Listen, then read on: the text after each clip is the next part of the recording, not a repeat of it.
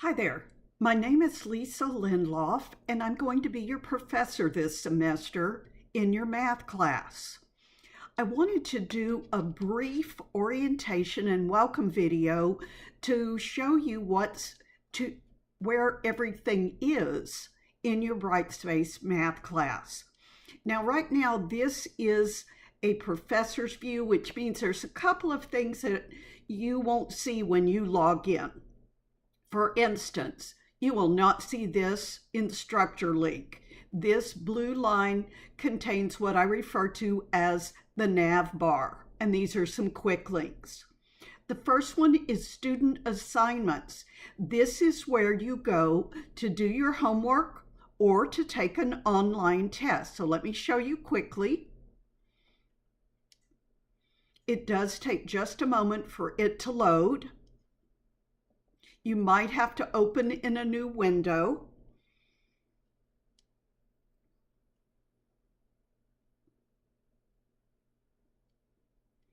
And here you are. These are the assignments.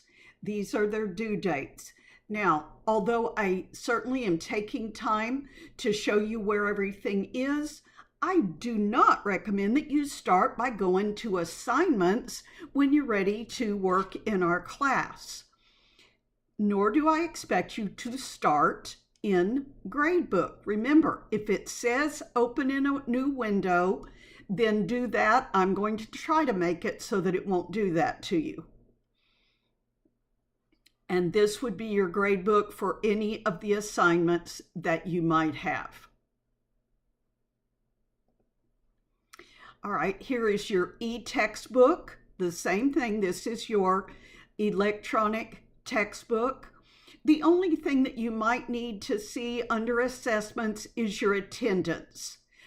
Definitely not your assignments, and although the grades will be there, it is much more efficient to look at this student gradebook. But you can check your attendance here. You won't really need any of the other nav bar links.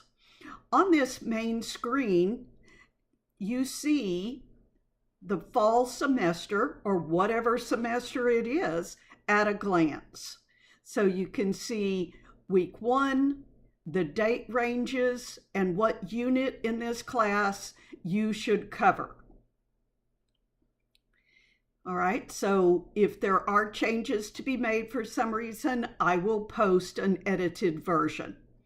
Down here are your announcements, and each week I add a new announcement on Sunday.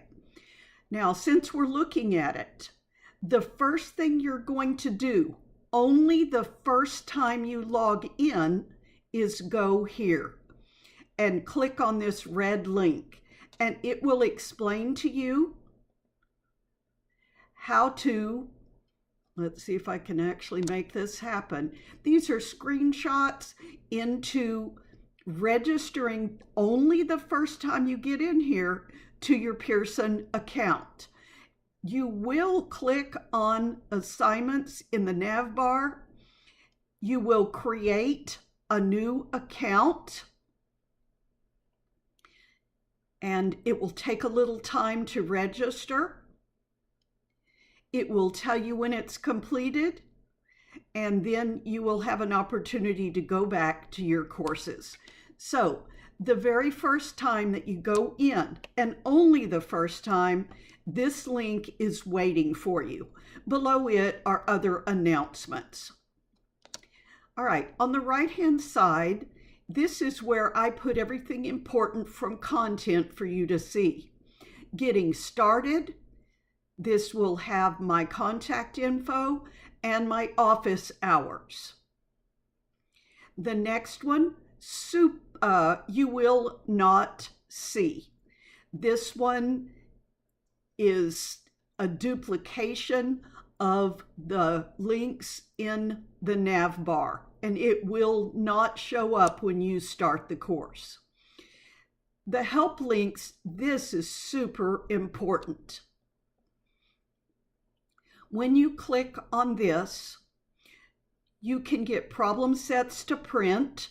You don't have to do this step, especially don't worry about it if you don't have a printer. These are sets of problems that I will be doing as examples to teach your class. The lecture notes, Unit 1, which is where you start. Let's say you are on lesson 1.7.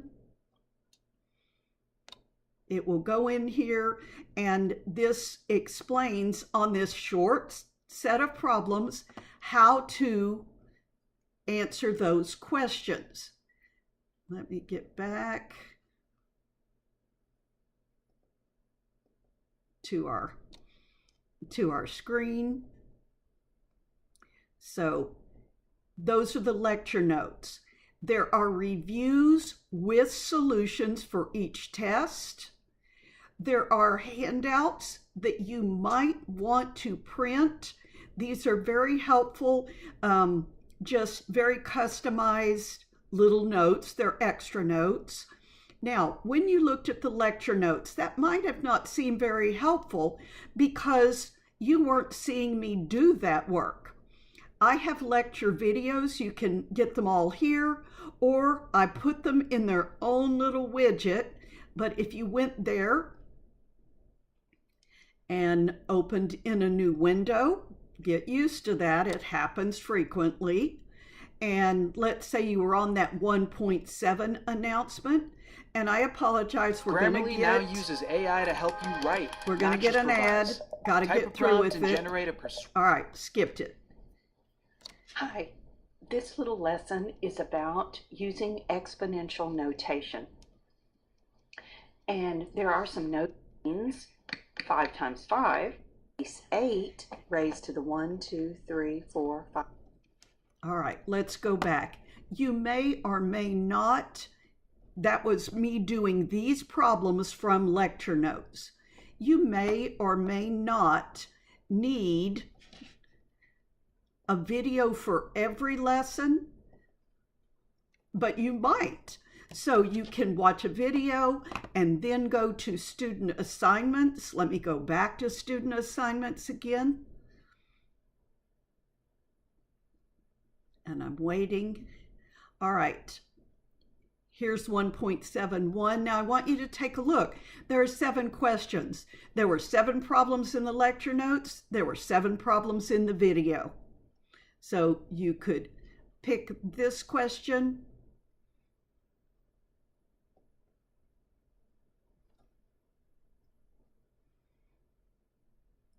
And here are the questions. And if you had the video open, you could go back here and follow along. And then if you needed to, go back here to your homework questions. All right, so back to the original. The first time you log in, remember, you must register. I want you to click student assignments. And that, when you click that for the first time, you will go to this screen. These are just screenshots of what you will see. So maybe take a look at this before you click that student assignments for the first time. For the first time, you will not be directed straight into the assignments. You will be directed to a registration page just the first time. And it should not ask you for any money. Do not sign up for anything that requires you to pay. That means there is a flaw in the system. It should not happen. So I hope that helps a little bit. You should have gotten an email from me and it gave you some highlights, but you get this video from clicking on here. It's not in there just yet because I'm making it. But I hope this turns out to be a great semester. And remember, I am just an email away. Take care.